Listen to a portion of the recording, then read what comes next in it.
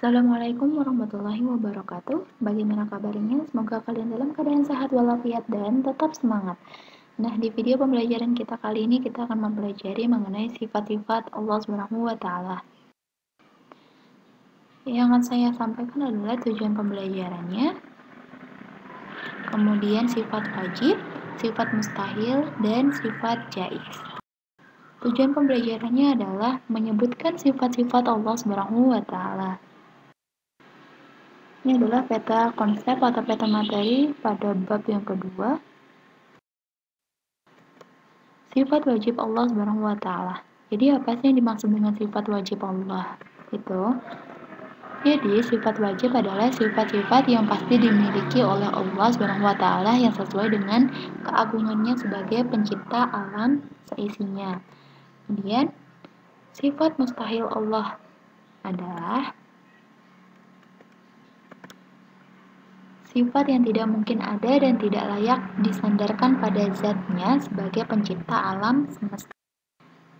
Nah, ini adalah sifat wajib dan mustahil Allah. Di antaranya yang pertama ada wujud yang artinya ada, sifat mustahilnya adam artinya tidak ada, kemudian ada kidam yang artinya terdahulu atau awal, mustahil bersifat hudus yang artinya baru, dan ada baqa yang artinya kekal, mustahil bersifat fana artinya binasa, kemudian ada mukhalafatul lil khawadisi yang artinya berbeda dengan makhluk ciptaannya, mustahil bersifat mumatsalatul lil khawadisi yang artinya menyerupai makhluknya, kemudian ada qiyamuhu binafsihi yang artinya berdiri sendiri, mustahil bersifat qiyamuhu bi ghairihi yang artinya berdiri dengan yang lain.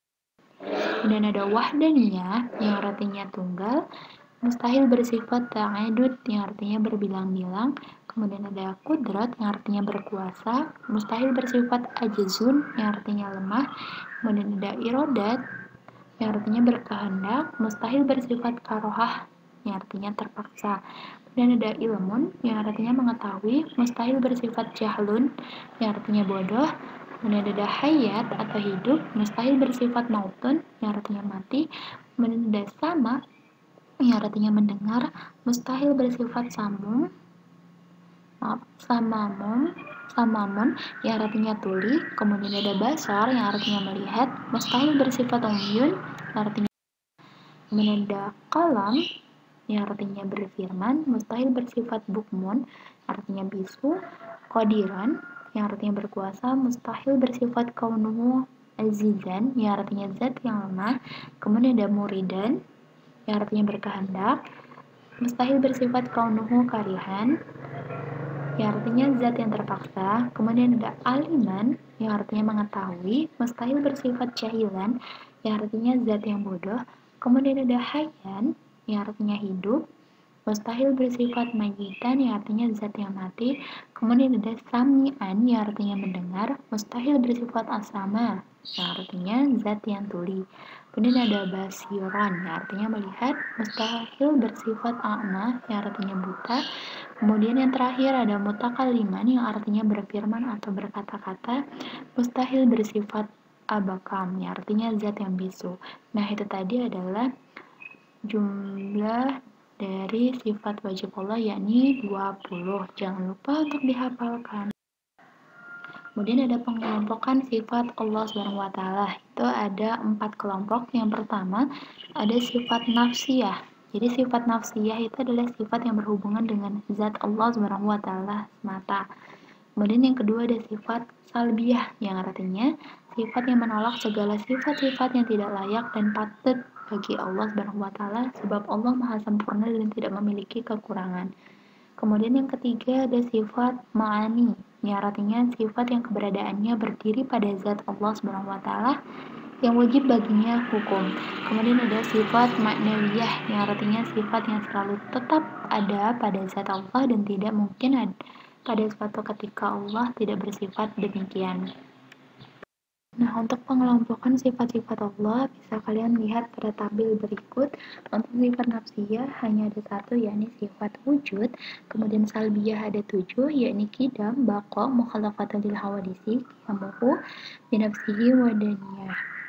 Kemudian untuk sifat ma'ani ada 7, yakni qudrat, iradat, ilmu, hayat, sama, basor, dan kalam. Untuk sifat ma'nawiyah ada 7, yakni qadiron, muridan, aliman, hayyan, sami'an, basiron, dan mutakaliman.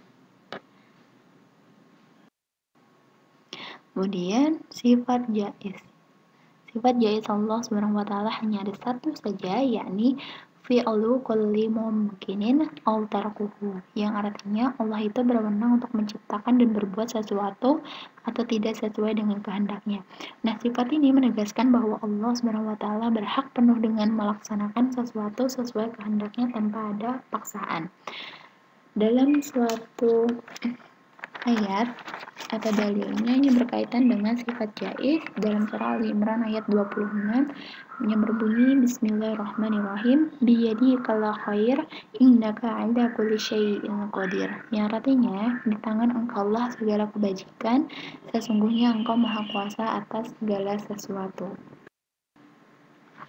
Demikian penjelasan yang dapat saya sampaikan, semoga dapat bermanfaat. Tetap di rumah dan jaga kesehatan. Wassalamualaikum warahmatullahi wabarakatuh.